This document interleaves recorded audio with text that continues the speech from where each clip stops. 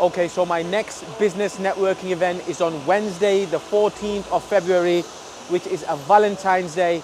So all the single ladies, all the business owners, all the single men, I invite you to come to my business networking event, which is gonna help grow your network. And as a result of that, you're gonna grow your net worth.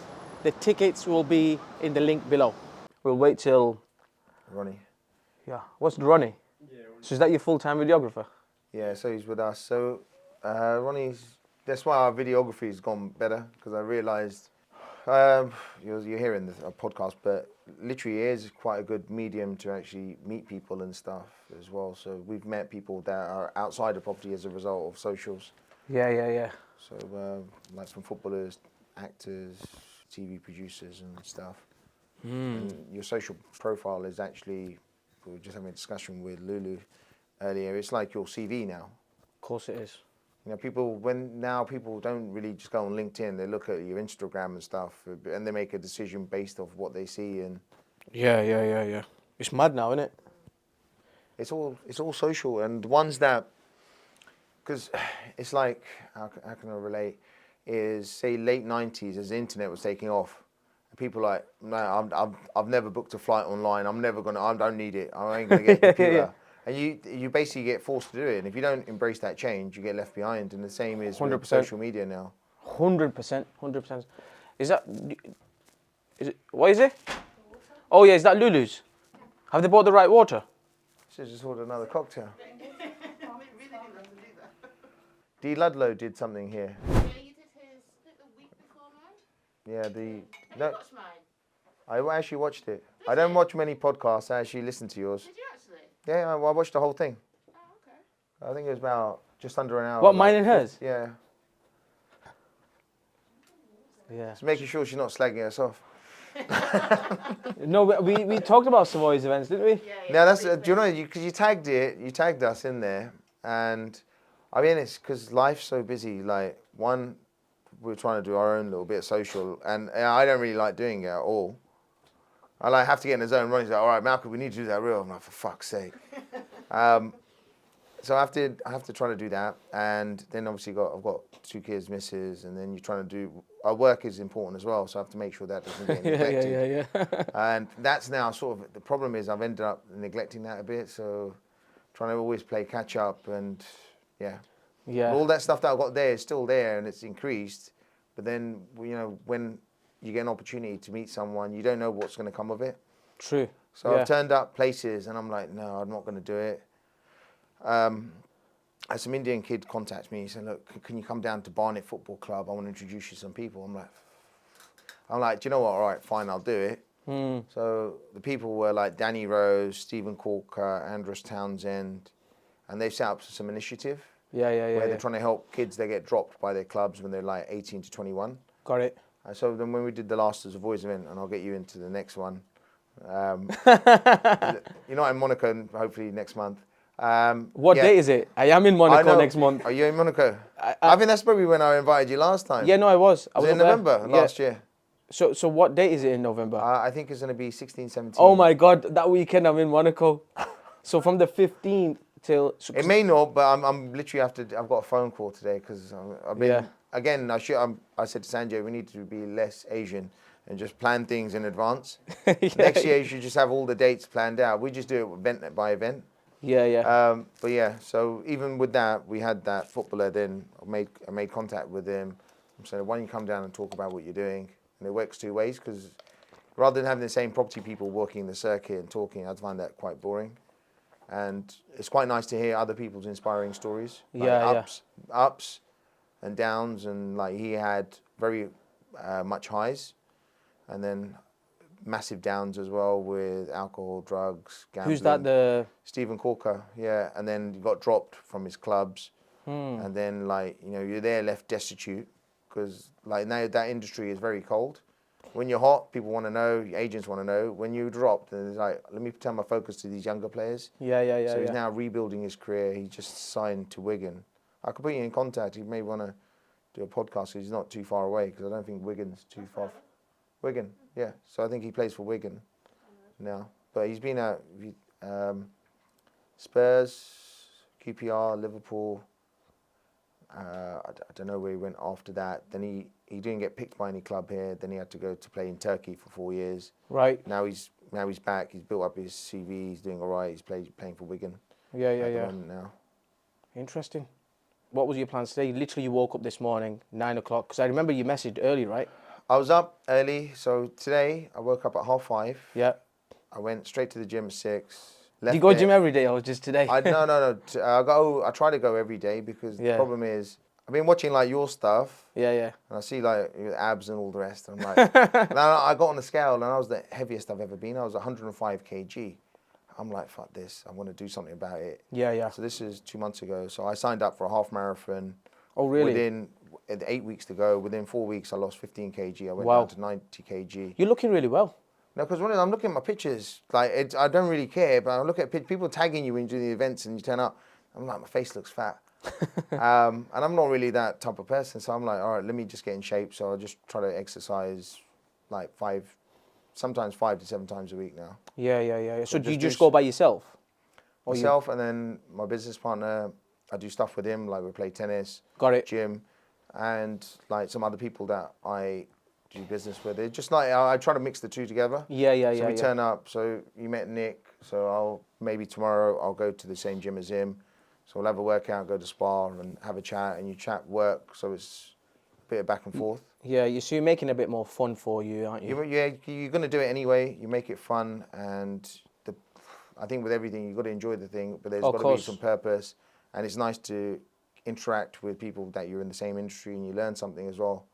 Yeah. So if I can mix them all together, then that's what I've been doing. So I've got a transformational program, right? And what we basically do up there is we educate you on the food that you eat, because I think one of the biggest things is people just don't understand in terms of food what's good for you, what's right for you. I'll give you that. Yeah, so, that'll be perfect. It will be very helpful. I've just cut down on like Indian food in general, like the eat out ones. I've cut down massively. Yeah. Because I found that's like sometimes like friends are like, we're looking out for this mixed grill somewhere. And I do that next day, I'm like, what the hell's happened to me? Yeah. So I think then in general at home we eat quite healthy. It's only when going out, and this is again industry, people take you out somewhere. Yeah. Even if you have fish like sea bass, stone bass, or whatever, it's cooked in like heavy butter and all the rest of it. So it's not. So have you got big social life? It is now because it is anyway because I have to go out with say brokers, lenders, our solicitors. And then we do our own events, and then other people now know who you are. They want to take you out, and I'm always one of those people that you don't know what's going to come from a handshake by turning up. Yep. So are you like? So I try to. I'll be honest. I watched that film, Yes Man. Okay. Jim Carrey. I don't watch films, so I don't. So I watched this film, and Jim Carrey, he's always said no, and then it basically like God spoke to him, like you need to just say yes. And you know, actually, we went to some convention and just about the power of saying yes. So you say yes, and you know you may meet someone there and all the rest of it. So I try to say yes more than no. So my next business networking event is on Wednesday, the 14th of February, which is Valentine's Day. So all the single ladies and all the single men, entrepreneurs, business owners, I invite you to come to this networking event so you can learn how to grow your network and as a result, grow your net worth. The tickets will be in the link below. Interesting. That's very interesting. I do the opposite. So you weigh it up. Yeah. And you're like, okay, I don't know what's going to come from this situation. And yeah, so basically everything that we've been doing, the Savoys stuff over the last 3 years is via this. Well, it's working for you, and you are obviously very, very successful, right? Yeah, I guess so. So how would you define success? Success to me is not necessarily a monetary value. Success is actually enjoying and waking up and feeling that you're doing something with a purpose on a daily basis. Interesting, yeah. So it's not. I've seen too many people like my first sort of endeavors into property ended up with a legal battle with someone. You guys. Yeah, so it wasn't even mine. Like my dad brought something. He said, I'll put it in your name, and it was a leasehold property. It ended up, he sold it on through using an Indian solicitor that didn't do the correct procedures, and I ended up getting taken to court by Bradford Property Trust, which is a big Jewish property firm, and they were going for a lot, and I was still very young at that point, and I had to learn all this legal aspect. Yeah. And I went through it, and the guy at that time, he was a Turban Singh, who actually did all the thing wrong. I had to take him, I had to basically win that case and then take him to court and recover my money. And as I did that, he got cancer. And on the final day of court, I didn't even know it was him, because there was some guy there, he didn't even have a beard anymore. I'm like, is it even you? And then he spoke to me afterwards. I'm like, are you okay? He goes, listen, he goes, I've got stage 3 cancer. I'm like, I'm really sorry. He goes, listen, you come with nothing, you leave with nothing. And at that point, then I realized that it's not about money.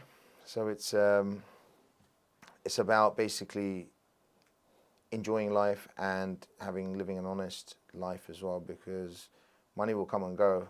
Yeah. You know, it's the impact that we leave and the legacy that we leave. Interesting you say that. So would you have said that, how old are you? I am 45 now. I would have said you in your late 30s.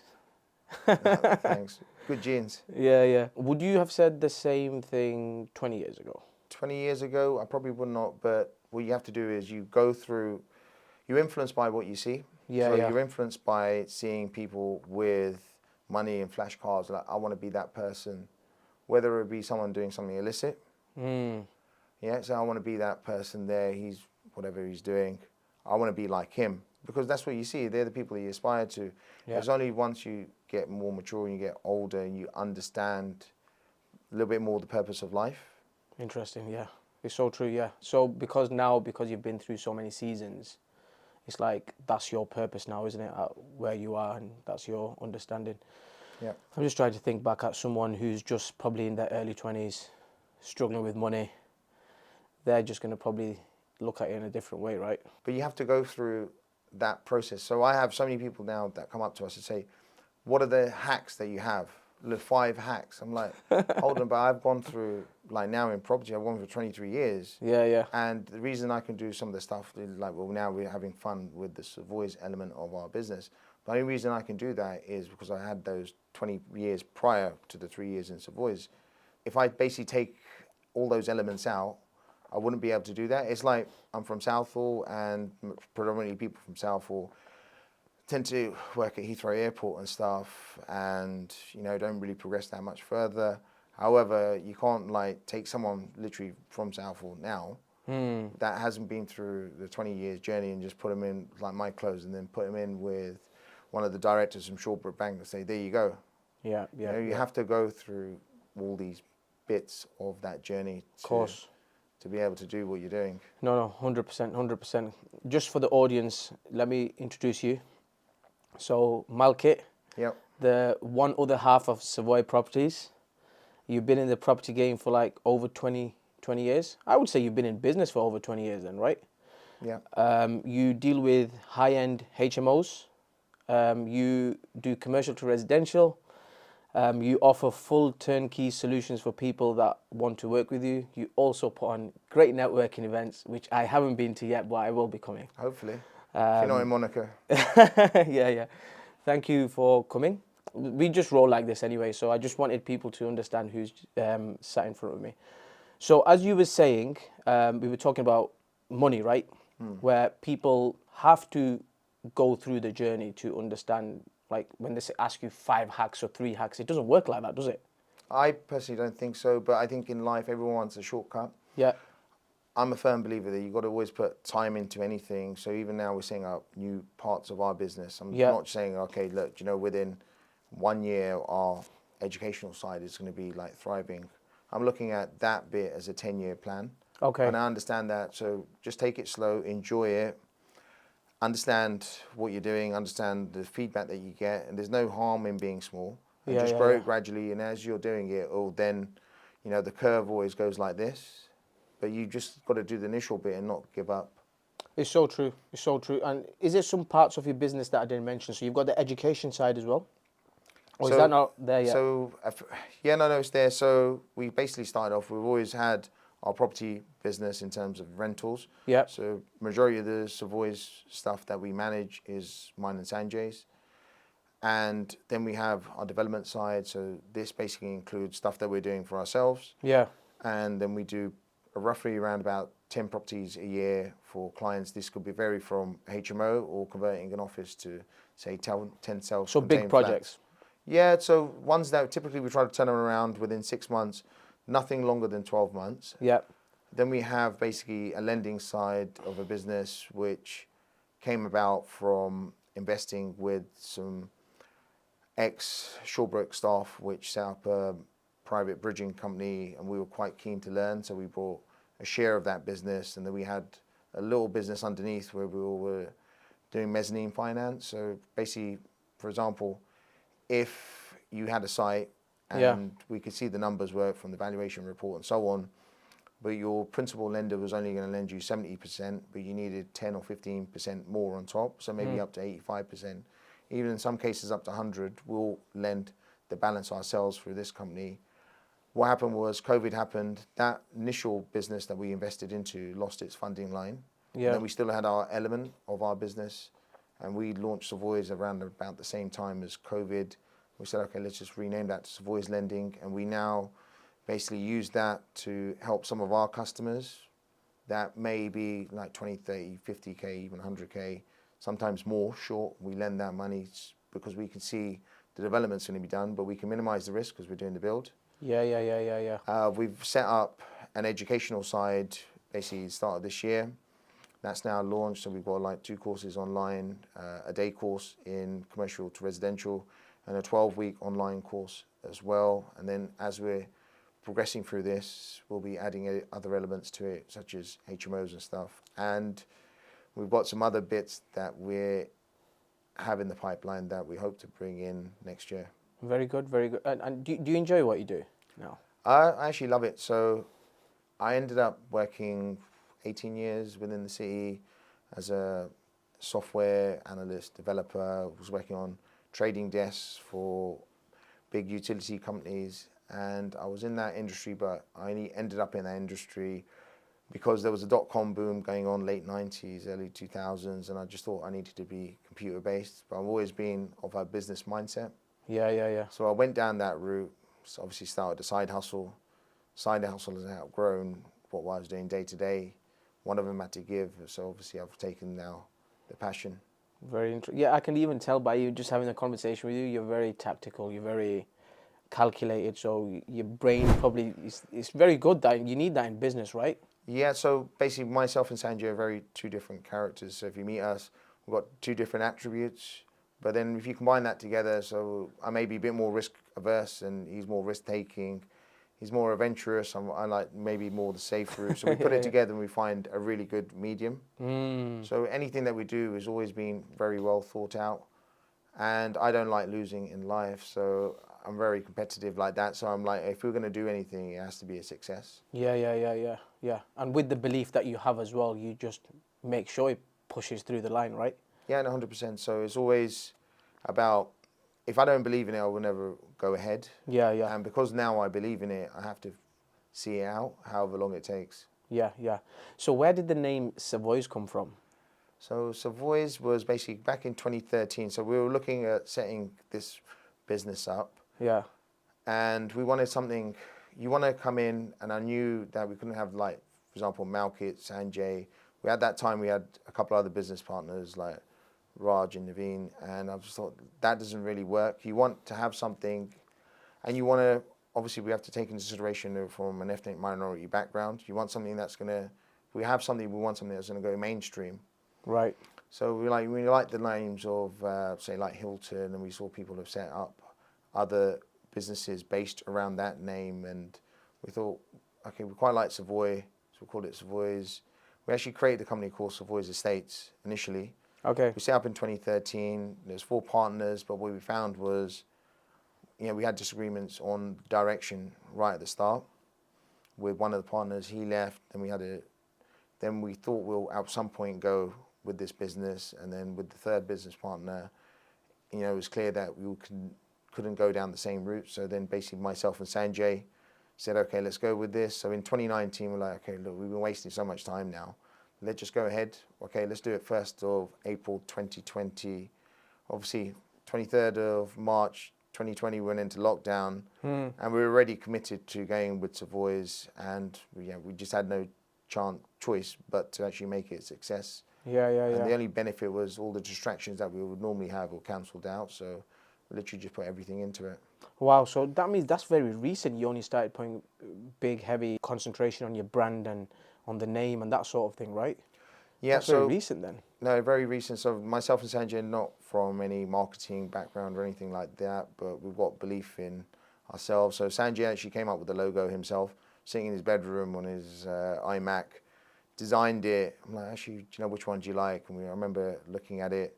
So actually, this is quite good. Yeah, let's go with this one. So it was literally everything was just done In-house, ourselves, but we're just like, we're going to make this a success. Yeah. And like I said, I think if it was just Malkit and Sanjay, if I'm approaching businesses, they may have, you know, whether to go with us or not. But so we had to create a brand, and we had to create a brand then based on like certain principles that we believe in, like honesty, integrity, Yeah, loyalty, hard work, family, so on. So we wanted to encapsulate that into the brand. Yep.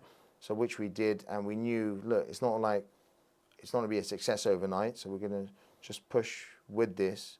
But let's go down the traditional route where we would apply for a few awards, let them show what we're doing. So in 2020, we did the biggest project that we had done to date. We bought a site for 670,000. We spent $500,000 on it. Yeah. We converted that to 10 self-contained flats. Before we even started work, Shawbrook Bank had confirmed a value of 2.25 million. By the time we'd finished it, obviously the market had risen a little bit. It was worth 2.5 million. And considering, you know, lockdown was on, you know, you couldn't get building merchants and everything was shut. We had to be so hands-on with this particular project. So you were actually hands-on? We had to be, because my builder was like, look, I can't go to Wix, I can't go here, Yeah. shut. I can't buy any tiles, top tiles is shut, because all these big corporations were waiting for guidelines from their bosses on what to do, and the bosses didn't know what to do, whether is it safe to open the business up.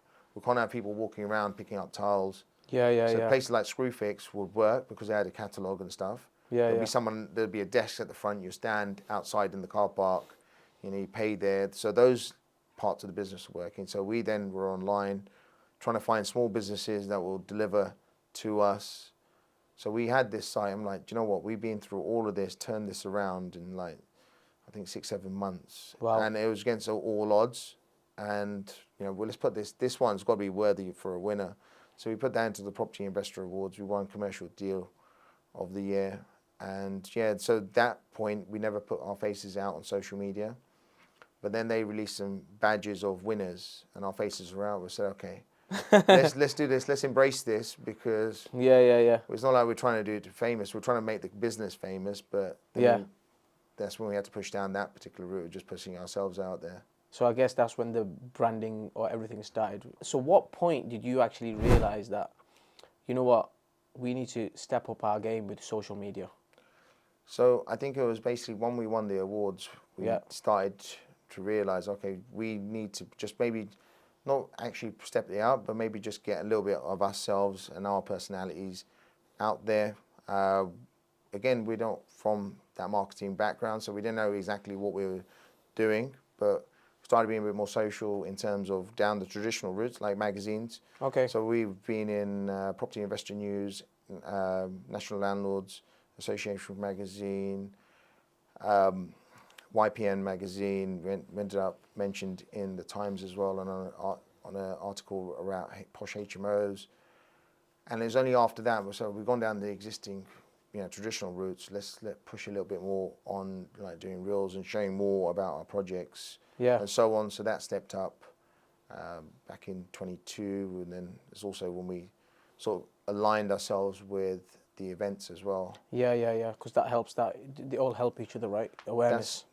That's right. So what I realized is if you want to be successful in anything, and I use like 50 Cent as an example, because it's 20 years of him dropping that album, Get Rich or Die Trying. But if you remember back 20 years ago, he came out, and in 2003, the only thing that people were talking about was 50 Cent. They're like, he got shot 9 times, but he had a tactic on how he's going to come out, and he blew the opposition out, because rather than following the flow with duets with J-Lo and so on, he had his own opposite flow, and then everyone had to sort of move in that direction. And I wanted to then encompass that into what we were doing with Savoys. Yeah, that's very interesting. That. So at that point, did you outsource the work, or did you actually bring somebody full time No, in house? so Ronnie, who's here today with us, he's only came on board earlier this year. Up Right. until then, it was just basically myself and Sanjay that were just creating our content. Wow.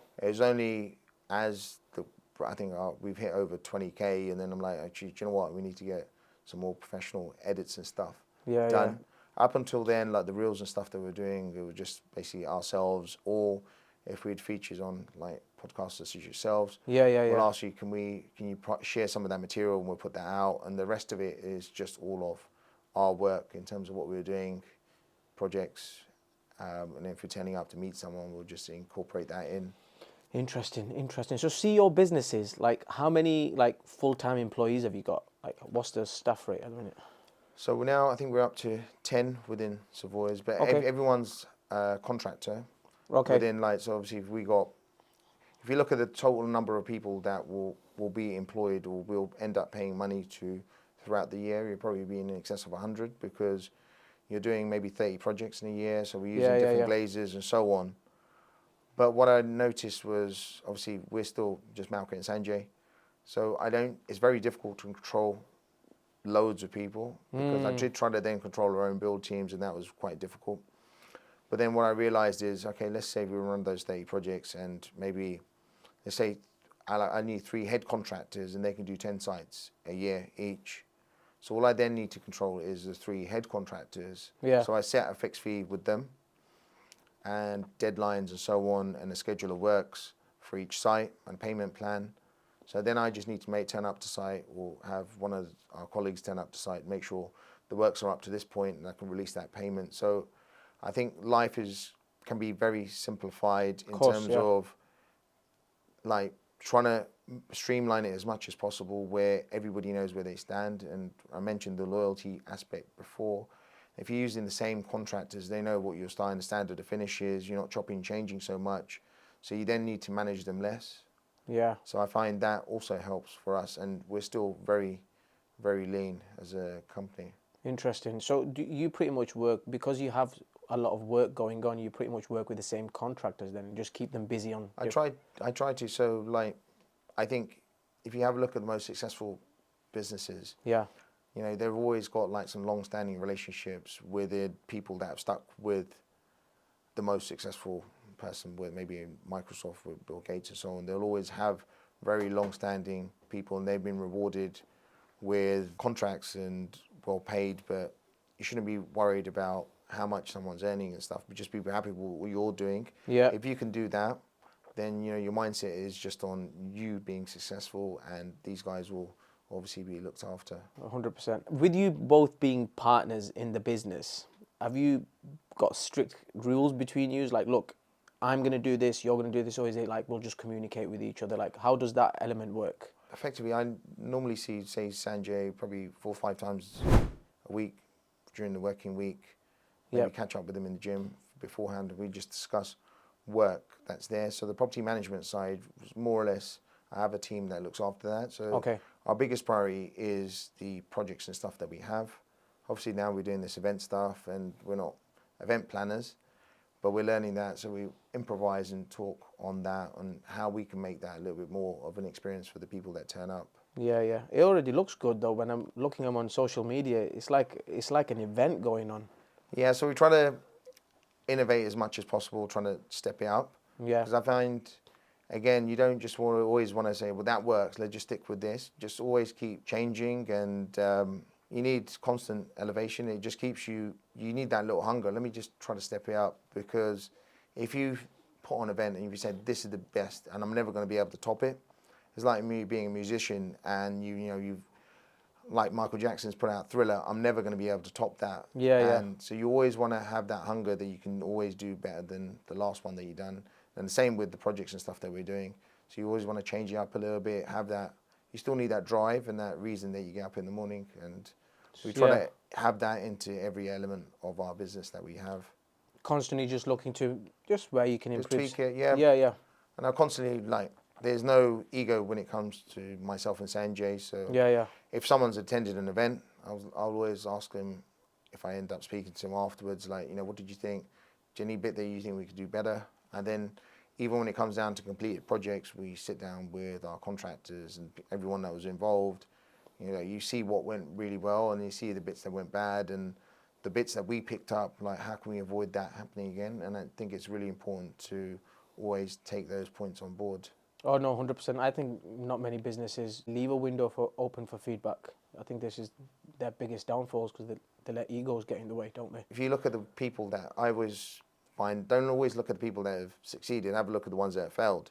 Yeah. And if you watch the documentaries on companies and businesses that have folded, it was just down to the people in charge of arrogance. What does she know? What does he know?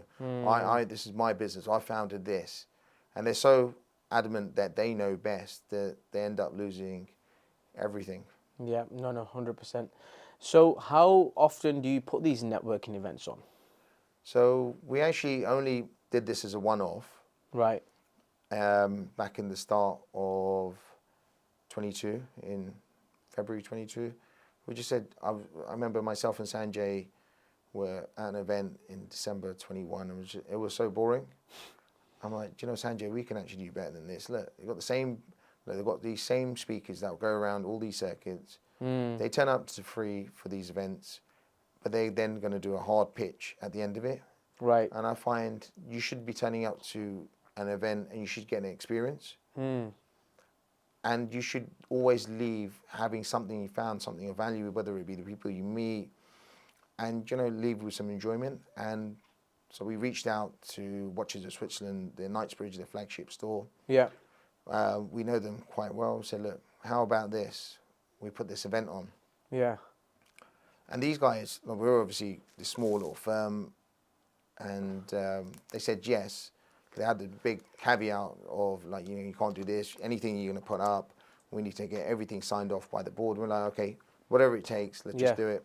So we had, I believe, about 100, 110 people that turned up to this. It was a one-off event. And then it went viral on socials where people were sharing it. And then we weren't us saying, can you share this? So just shared it. I'm like, then people messaging me, when's going to be the next one? I'm like, do you want to do another one, Sanjay? He goes, okay.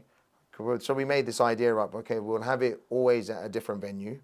So it's going to be the opposite of how a traditional property networking event will be. Most of them tend to be in the basement of a hotel. Yeah. Always the same location. Let's make it a different location, somewhere traditionally people may not have been before.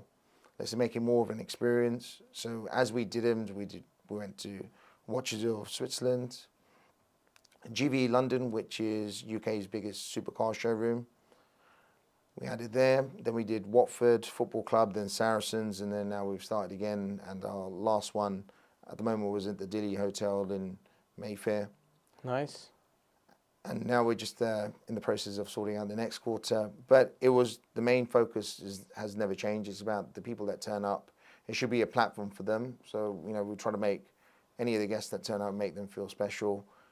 You know, the drinks are all free, the food's free, the entertainment's free. So, you know, there's nothing, no one needs to buy a ticket to turn up. We've now ended up with several big organisations backing us. So we've got Shawbrook Bank, Octane Capital, was also another big lender, CPC Finance, Ronald Fletcher Baker. They've been around for 75 years as a law firm. So we've got these and some other smaller partners that help us put these events on. So, you know, it's going quite well. With you not charging anything, what does it cost to put on an event like that? Like what we're looking at here? It's a good question. A lot. More than 10? Yeah, way more than 10. So the Dilly Hotel, because that was a three-course meal sit down, and they had to shut the whole venue down. So that was probably our biggest, but you know, we don't really like to talk numbers, but just an average event will probably cost over 25k where we've got that, but obviously that particular one, it was a black tie, sit down event, that was a lot more. Let's just go with that 25k. I mean, you're a business guy. Do you look at everything as return on investment? I mean, how would you look at the return on investment or something like that? For us, I look at the people that help put it on. So ideally, we want to cover the costs for that event. And then the rest of it, if there's any element that I need to pay, I just put down as advertisement. You pay for advertisement. If you've got people that turn up, let's just say Watford, we had, say, 200 people that turned up there. Yeah. If they share that content and if they're happy being there, you know, they create reels and put pictures and stuff out, it's promoting us. And let's just say out of 25K, if we had to pay 5K towards it, Yeah.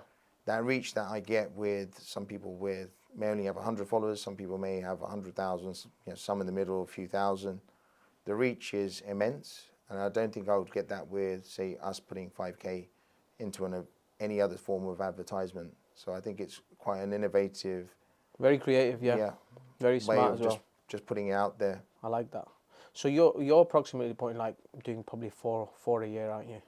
For a year, this year we'll probably have 5 because we had This year, you mean next year? No, this year we've All right, had okay. 5. Well, it'll be 5 once we do the final quarter. Yeah. The reason being because we actually opened our own office as well, because we obviously set up at home business 1st of April 2020.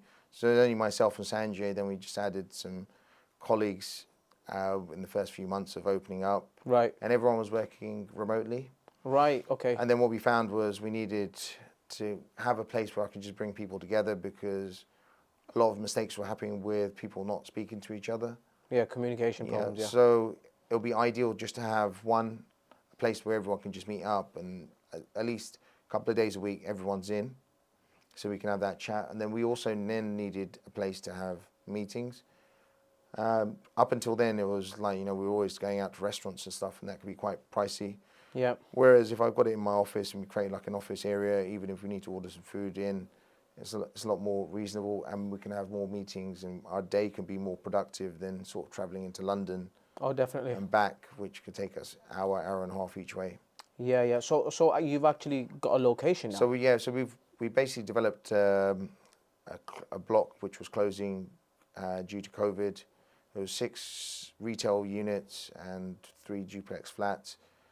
We renovated all the units, got them re-leased out. We kept one element of it for ourselves, and then the rest of it we changed to 16 ensuite bed HMOs, the upstairs. And once we opened the unit up, this is where the additional event was. We then threw a party for the Savoys family, friends, and some of those people that we have on social media as well to turn up. And this was with one of the partners that we work with, Hey Bartender. It was at their place. So we had that's our additional event. There won't be another event like that next year, so that was just a one-off. Okay. So you have an actual office location now? Yeah, that's right. Wow, okay.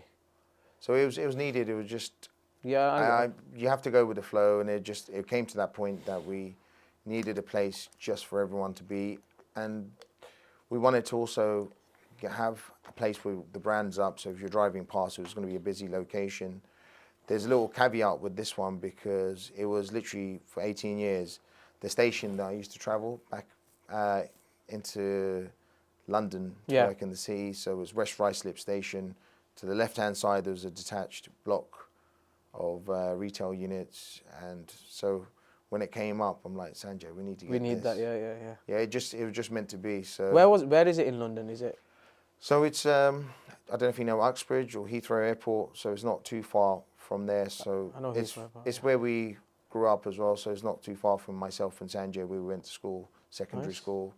So it was a lot, and we've friends and family all around there, and it's also in the bang in the middle of the properties that we manage. So ideally, we wanted a place where it was half an hour drive for our lettings team to get to the furthest location. Yeah. And so we just ticked every box. Yeah, I guess in London, travelling half an hour, 45 minutes is normal, right? Yeah. In Manchester, it's not. Half an hour is normal, and those you may only travel half an hour and cover 5 miles. Yeah, just to put that in that's perspective. true, yeah. So that's effectively what it is. It's crazy that. Yeah, every time I go to London, it's like I'm looking at the mileage. It's not making sense in terms of times. So fortunately for us, we're on the outskirts, so we're still in Greater London, but it's right. If London's made up of zones, we're in 1 to 6. We're in zone 6. Yeah. So you do all your deals in pretty much London then? That's right. Planning on going out anywhere? We've purchased. I purchased a couple of sites outside. Yeah. Our first one, I think, is in 2006. We bought a commercial in Middlesbrough, but this was just as a rental. It had the tenant in there. Right. When the tenant vacated, like 10 years later, we've sold that through auction. We've purchased a rundown pub in Wales. Got planning on that and then sold that on. But most of the stuff that I find that we're going to develop, it'll be local because I know the contractors. Yeah, yeah. Otherwise, I literally have to go back and start again from scratch. And Makes sense. there's many uncertainties that come because at the moment I don't need to be as hands-on. I know the work's going to be done and it's going to be done to a certain standard because, you know, it doesn't really make sense for the people I'm working with to cut corners because obviously they're reliant on me for future work. No, totally So makes that's sense. why I haven't ventured it out. But you never know, as we're expanding, like the amount of people that reach out that want to work with us, you know, you never know, we may look at franchising the brand in 7 years, 10 years. So anything's possible. So I never say no to anything. Yeah. Just at the moment, we're happy and content with what we have, and we just want to make it success of the brand that we've created. Yeah. And once we think we're at that stage, then we'll look at adding other elements on, and you never know, Savoys could be like nationwide. Yeah. What about with events? Are you planning on sticking in London, or you want to test things out outside of London as well? So we've actually been discussing this recently, and we know a few people in like Albania. Okay. Some officials out there, and they're quite keen on promoting tourism there. And we actually went out a few weeks back. It's actually such an amazing I was going to ask you about Albania, yeah. Yeah, so it's actually such an amazing country. The people are so friendly. Obviously, there's been quite a lot of negative attention with that film taken over the years. But that's what's put me off. But we went out there and we had such a blast that we thought maybe we'll create something where you have like a mastermind or something abroad. Nice. But there's something in the pipeline, yeah. and we'll relate that, work with maybe the vice president of UEFA that we know. That's his home country, so we could do something where we link that in, and then we know some hoteliers that run some 5-star hotels within the country, so we can bring an element of value to someone that turns up. Because anytime we do something, it has to be of value and it has to be to the standards that we have. And I would want people that attend to leave and inspired as well at the same time. Yeah, no, I think that's a really good idea. And there's people in America that do that a lot. But in UK, I don't think there's many. You can probably count on your hand. Yeah, and anything's possible, but you have to, I think the problem most people have is they just try to copy someone else. Yeah. And you want to bring anything that you want to do, and what we've done over the years, you've always bringing innovation. Yeah. Not imitation. I like that. Say that again. Innovation, not imitation. Yes, innovation, not imitation. I love that. So what does your day look like then these days? Are you a believer of hard work, bang yourself for 18 hours a day, or are you more like strategic in terms of, look, if I can work 20 hours and make the same money, I'm going to do 20 hours? To me, like anything that I do, which is to do with my work, I don't care how long I need to put in. Right. So, for example, yesterday, even though it was a Sunday, I had a few hours out where I didn't have the kids and stuff. My wife had them out, and I was just straight on work. I don't play video games or anything. It's just literally just work, and I just try to stay on top of it. So I'm always doing something every day in terms of our business. Yeah. Whether I log on like for half an hour or so, and obviously social media takes up some time now as well. So I think if you enjoy what you do, it's not considered work.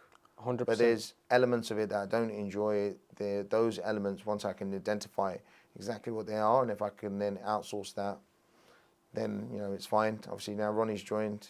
Like I hate making reels, so that's Ronnie's job. Yeah. Well, it's your job. He's just going to show up with the camera, right? Well, he's actually got really good with directing and stuff. Has he? Yeah, because I think with it, I think you got to know what you want to be like. Definitely. And I think we're not competing with anybody, but it's like with Michael Jordan, and I watched his last dance. He goes, for you to then be really successful, in your mind, you have to create competition, and then that drives you forward. Yeah. So whether it be like, I don't know, 50 cents, like, in terms of followers, engagement or so, Ronnie, this is where we need to be. you need to set some bar. You may not get exactly there, but rather than just picking Dave Smith from next door, this is our bar, you should always set your bar higher than what you think you can actually achieve. Yeah. Seems like you're a big fan of 50 Cent. I'm a big fan of rap music Yeah. in general. Have you got history with it, or just? No, it's just I'll tell you where it was, because growing up, Yeah. I grew up in a predominantly sort of white area, and you're then trying to find yourself a little bit as well. So I grew up in Southall initially, predominantly brown. Moved to West Drayton at the age of 10, predominantly white and council and quite working class, and you felt a little bit left out. And Yeah. then even when myself and Sanjay went to school, we were one of very few brown people within that school. And then as you're you're listening, trying to study, and you listen to music, and then I don't know, somehow start listening to rap, and then you find, okay, these guys have, the system's against them, but then you listen to the ones that have done really well. So I just then took little, as you listen to it, take little key phrases out. That's like my motivation. So Yeah. and don't forget, so my parents as well, they're from migrants into the country, no formal education. So as then you're progressing through life, I don't have anyone to ask. So there's no YouTube at that time. Yeah. So the only thing that you got was sort of either reading books or listening to music and stuff. And Yeah. I tried to do both, and then take key learnings, and then you see certain people that have excelled really well and made that transition from being a musician to businessmen such as Jay-Z. And then I'm like, okay, what did he do really well there? Whether it'll be his friend circles, he learned from these, and he knew these guys were going to hold him back. He just literally ditched them and then moved on. And then I just try to implement elements into my life. Interesting, yeah.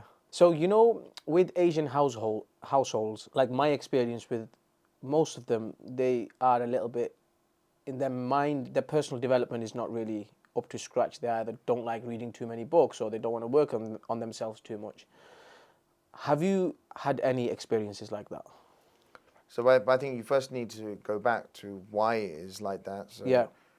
a lot of people don't really understand. So my parents are from Punjab region. Yeah. Up until that point, till the British came in, it was a separate independent state. So India was in India and Pakistan and stuff. It was effectively like the United States of Europe. There were also individual bits. So as what's happened was Second World War happened. You had obviously people now in India, they were told, look, if you back us, we'll give you independence, and they got this independence. So and then for us, Punjab were then cut in half, and obviously it went into Pakistan there. So my grandfather in the 50s came over to the UK only because, of one, they opened the doors up, they had to rebuild the country, but there's no work or anything there. So my dad came over probably at the age of 13, 14, and my grandfather wrote down he's 18 and put him straight to work. He's working on roads and manual labor and stuff. So it's not I don't find it's that they're backward. It's just more that they don't know anything else. It's say the likes of us, that then you're now educated within the UK, and you've got more of an opportunity, and you've got that bit where you've got that self-development. My dad got married quite early on. I think he's probably 20 years old. My mum was 16. My mum had a kid at 16 from my older brother. So if you look at it, so I try to understand why it's a bit cold, just not really too open. But when you look at it, the kids by themselves, and it's that they're a product of their environment, and I'm a product of mine. Yeah. And I was probably I was the first child within my family in terms of siblings and extended family to sort of go to university. So got to uni, then I thought, okay, what do I do after this? And I got a master's. Yeah. Okay, what do I do? Then I got to work. And so, but then I've only been able to do that because obviously the graft that my parents put in, and as we'll go on to the next generation with my kids, they'll take a different leaf and hopefully take it a bit further. But I find that as Asians, you're a product of your environment. There's quite a lot there, so it's not just a case of anti-learning or anything like that. It just basically all they knew is what to work. And, Yeah. And you got the only choice they had was to work because you have so many kids. You got to pay the bills. It's not. You come into the country. You want to save up a deposit. So it was just a work mentality. Different times, isn't it? Yeah. Yeah. What do you see the biggest problem these days with kids? What do you see like the problem with them? I think the biggest issue now I think kids face is just social media. So whereas majority of my life I've done it without having to, with YouTube being around or Facebook, Instagram, and all these other apps. Yeah. But however, if I look at now my son, he's like 9 years old, and all he's known is like tablets and apps and stuff. So I think it's a very dangerous way because I can weigh up the two. If someone says something negative to me on social media, I don't really get too offended because, I've had that experience without having these devices and all these apps and stuff. So, and I find a lot of people now, the youngsters, they're losing a lot of that social skill that we had. So let's go play football because you can do everything virtually now. Yeah. You can sit on your PlayStation and play someone in South America and stuff. And so they're spending more time in the bedroom rather than what we had to do was like go out. If you want to play something, you have to go out to the park or a sports center or someone to do it. So there's now lacking some social skills and then some become with confidence. Yeah. And I find that's probably going to be the more dangerous part for that This new generation. Yeah. What's the range of kids? Like, how many kids have you got? Like, 2 kids, so 9 and 2. Okay. So pretty young, going 9, yeah. Yeah, young, 9. So no, I'm enjoying it. It's Yeah, challenging as well. So the 9-year-old, he's getting his own personality in terms of like telling me he doesn't like me at times and all the rest of it. But when I got my daughter, she's 2 years old. She's always like hugging me, Dada. So it's good. So it's a process they're going through as well. So they're learning a lot. Of course. School brings, obviously, my son. School brings challenges, and it's a lot more pressure on now to do well in school as opposed to when I was at school because there was no pressure because it was all quite new to my parents. But obviously, we know the school system now, and like if you do really well, you could potentially get into a grammar school. So you got like some tiger mums and stuff really pushing their kids. Interesting. So, are you planning on leaving UK? Is that in your future plans? Not really. So I don't know anything else, and there's very few places that I've gone in the world where I think, do you know what, I can actually really live here. I suppose the only place that I actually thought that I could potentially live there was we went to Portugal, like that Algarve area, and we stayed in an area called Quinta. It was quite nice. Yeah. But I don't know whether I can live there. I enjoy the hustle. I enjoy that. I've got the flexibility of going on holiday when and we want. So I can't really see myself leaving, but anything's possible. Sanjay wants to leave for sure. Does he? Yeah. Do you think if he left, you could still make the business work, right? The business could You'll work. just give him more admin work. Well, the business will work because what I learned earlier on is you just need the right people to make it work. And you just create the systems and they understand that.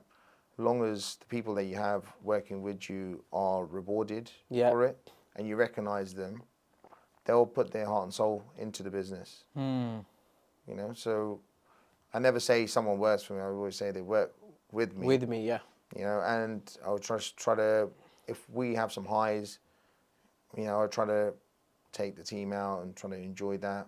And then if we have some lows or something doesn't go right, then I try to express that to them as well. Yeah, culture is very important, isn't it? Yeah, just let them know because it's not all success. And sometimes if you're just looking out on social media, it's just like amazing life. But there's ups and downs and it's up to you what you want to portray.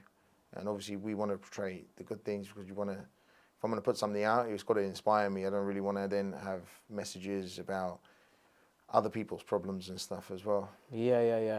So 2 questions before we get this wrapped up. So first one is, as you become more popular, as you become in people's eyes, you do start to get hate coming in. So have you experienced that so far? I've experienced it, and I experienced it with people that I did not expect to experience it with. Where, for example, you can't, like if you see a friend after such a long time, and you just have that same banter. Like normally how it would be is, if I haven't seen you in a year, I'm like, Ibby, how's it going? You've got that same banter, we carry on where we left off. Yeah. What I realized is these guys, some of these people are following you on social, and you try to have that same banter. There's like, what do you think you are now? You think you changed now because you like this? I'm like, whoa. So what's actually happened is, as you become more on social, your circle actually gets smaller. Yeah. You have to appreciate that, you've got some friends that message you all the time, really happy, and I smashed it with that, I watched that podcast with Ibby, and so on. They'll have that, but then on the other end of the spectrum, there's someone there on the other end of that spectrum as well. Yeah, that yeah, aren't yeah. so happy. And I'm quite an analytical guy, and I try to understand why. And the reason being is if you start up as a group of friends, but you all start up on the same platform, some may start excelling, some may go a different route. But then when you're looking at someone, you're judging on your own life. So it's not that they're hating on you; they're just Hating on themselves. And I randomly on Instagram, I saw this thing from Fat Joe, and he put this reel up, and he goes, I'm at the Ritz-Carlton. He goes, I've got 50 of my friends there. He goes, I couldn't sleep. He goes, I phoned all of them. Yo, come to the room. I need to talk to you. Yeah. Because all 50 came up. And he goes, I've got to tell you something. I haven't got it anymore. The money's gone. He goes, which one of you are with me? He goes, this was 20 years ago. He goes, off that 50, only 6 people stood up and said, Wow. Joe, I'm still with you no matter what. He goes, and those same 6 people are still with me here today, 20 years on. Wow. And that's just basically what it is. And that will happen to anybody as you build up any sort of fame or money. Because some people will only be with you because of what you have to offer. And there's so many examples of them, like Mike Tyson. Yeah. How many hangers on, and when he used to go to fights, and even when he used to come to UK, how many people were just hanging on to him. And then once all the money went, they all left him. So true, so true. So I take it you're financially in a good place these days. When is the last time you actually thought whether it could be you needed money for a project, or you needed money where, I don't know where I'm going to get this money from? When was the last time that happened? Yeah, to be honest, when it comes to money, in terms of financially comfortable, like obviously you got your rental and all the rest of it. Yeah. However, as a developer, you're always looking at For more money. More money, and you're always looking at bigger sites. Let's just say I did one at 500,000, then you're looking at 750, 800. You're always then upping it because you want to challenge. Use that constant elevation that you want. So you're always looking for it, and sometimes you see a deal, but you've got 10 of your sites on, you've got money tied up in all those 10 sites. Yeah. So it's not that you don't have it. You just have it liquid, right? Yeah. So it's just one of those. So it's a constant battle. Okay, so even now we're going to exchange on something and complete this month, but I'm waiting on 2 completed projects for the monies that come in from there. So it's not as rosy as what it looks. So always, right? So as a developer, if you've got, for example, you've got £1 million just sitting in your bank account for 12 months, you're a pretty rubbish developer. The idea as a developer is to move that money and churn it around as quickly as possible and get it back out and then reinvest and so on. So it will always, it's always going to be a challenge of getting that bit right. Yeah, it's interesting you say that. So what's some advice or some sort of, wise words you can give to somebody who is just looking to start off or just really looks up to you and really finds you inspirational? Like, what would you say, like some keywords you Well, I would say to anyone that's looking to get started, is the best thing to do is just start. Yeah. Whether if it's property-wise or any other industry, just start. Doesn't matter about the experience. Start networking, try to build those skills up, hang around with people more successful than you. Yeah. Don't be scared of knockbacks. If something doesn't work out, don't give up. You only lose in life when you give up, So we've lost, we made losses along the way, but we never lost because we haven't given up. And just keep going and enjoy.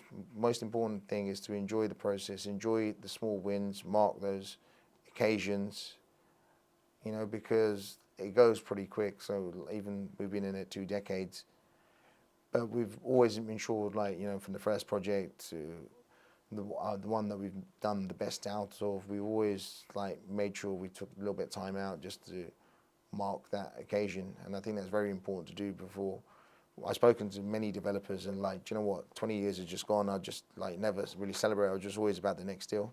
Yeah. No, so true. So this podcast is going to come out on the 7th of Jan 2024. So like we'll be in 2024. So any message for people that are watching it? Yeah, so if you enjoy it, reach out to us on our socials. Always love to hear people's feedback. Yeah. And name me 3 goals or 2 goals. I don't know if you look at them that way or for 2024. Because then we'll look back at this at the end of 2024. I'll be honest, I never set any goals. So like people, I'll tell you why. Yeah.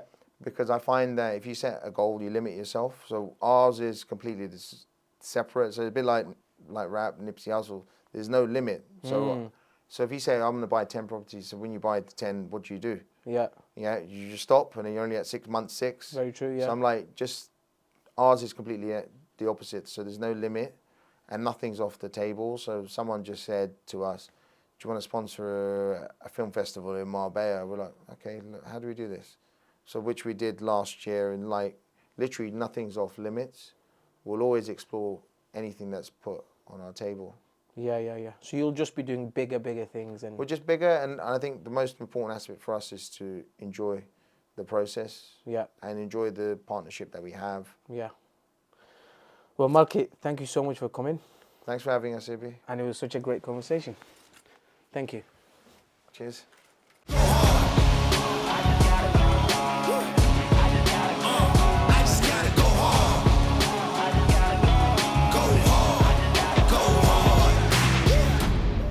Yeah, oh yeah, the beat's back. Adrenaline pumping through my veins, can't relax. Original, I am not the same as these cats. I sting them if they never ever.